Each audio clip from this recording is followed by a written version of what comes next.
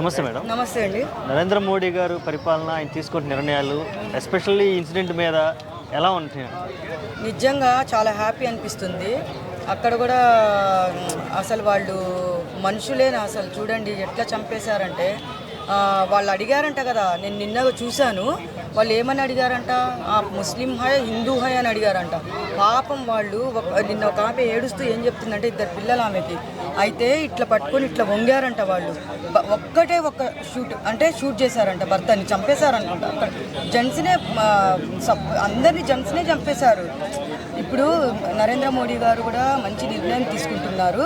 ఇంకోటి ఏంటంటే పాకిస్తాన్ ఇక్కడ కూడా హైదరాబాద్లో కూడా పాకిస్తాన్ వాళ్ళు ఉన్నారు అని కూడా తెలిసినట్టు ఇన్ఫర్మేషన్ వచ్చింది. అది ఎంతవరకు నిజమో తెలియదు, కానీ న్యూస్లో నేను చూశాను. ఇక్కడ ఉంటే మాత్రము వాళ్ళని కుక్కల్ని కొట్టినట్టు కొట్టి వాళ్ళందరూ పోలీస్ బలగాలన్నీ రంగంలోకి దిగి కుక్కల్ని కొట్టినట్టు తరిమి మన వాళ్ళని చంపుతారు ఇండియన్స్ని. ఇంకోటి ఏంటంటే వాళ్ళకి అక్కడ కరెంటు కూడా తీయడము, వాటర్ బంద్ చేయడం అదంతా జరిగిందని చెప్తున్నారు. కరెంటు తీయడం కాదు, వాళ్ళకి ఫుడ్ కూడా లేకుండా చేయాలని నేను కోరుకుంటున్నాను.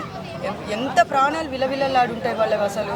అది మనకి వాళ్ళు టూరిజం అన్న ఇంకోటి షాల్వాలు అమ్ముతారంట అక్కడ, షాల్వాలు స్వెటర్స్ అమ్ముతారంట. లేడీస్ మీద మిస్బిహేవ్గా ఏదో మాట్లాడారంట అక్కడ. మాట్లాడిన తర్వాత వాళ్ళంతా ఒకటేసారి వాళ్ళు ఏంటి ఇట్లా ఎందుకు ఇట్లా మాట్లాడుతున్నారు అంటే, కొంతమందికి హిందీ వస్తుంది, కొంతమందికి హిందీ రాదు. అట్లా మాట్లాడే వరకు వీళ్ళు వేసుకునే వరకు ఇంకా అటాక్ చేశారంట వాళ్ళు. అది జరిగింది ఇష్యూ.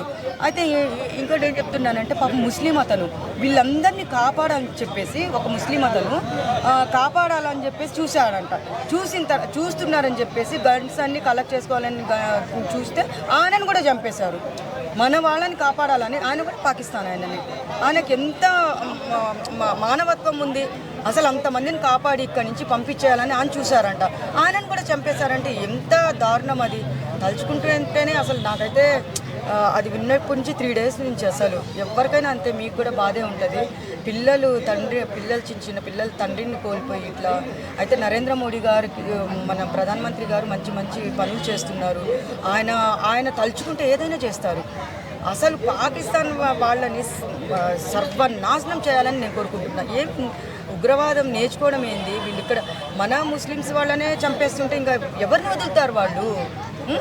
అక్కడ అంత దారుణంగా ఒడిగట్టారు కదా, మరి ఆయనను కూడా చంపేసి ఆయన సేవ్ చేస్తుంటే ఈ పార్టీకి వాళ్ళందరూ అక్కడి నుంచి వచ్చేసేవాడు. కానీ సేవ్ చేస్తున్నాడని చెప్పేసి అతన్ని కూడా చంపేశారంటే అది చెప్పుకుంటేనే సిగ్గుగా ఉంది నాకైతే. ప్రపంచ దేశాలన్నీ కూడా ఇప్పుడు మనకు సపోర్ట్ చేస్తున్నాయి. ఇప్పుడు ఈ మూమెంట్లో కనుక మనం పాకిస్తాన్ మీద పూర్తి స్థాయిలో అటాక్ చేస్తే ఎలా ఉంటుంది అంటారు? సూపర్ ఉంటుంది. అందరూ ఏకమైవ్వాలి, అందరూ ఒక్కటైపోయి పిడికిలు బిగించి అదే చెప్తారు కదా, మనం ఏందో అని చెప్పేసి వాళ్ళకి పాకిస్తాన్ నా కొడుకులకి చూపించాలి.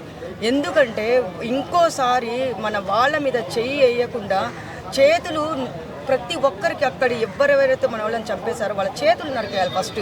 ఎందుకంటే సామాన్యంగా చంపొద్దు, చావంటే ఏంటి అని చెప్పేసి బతికుండంగానే వాళ్ళకి నరకం చూపించాలి.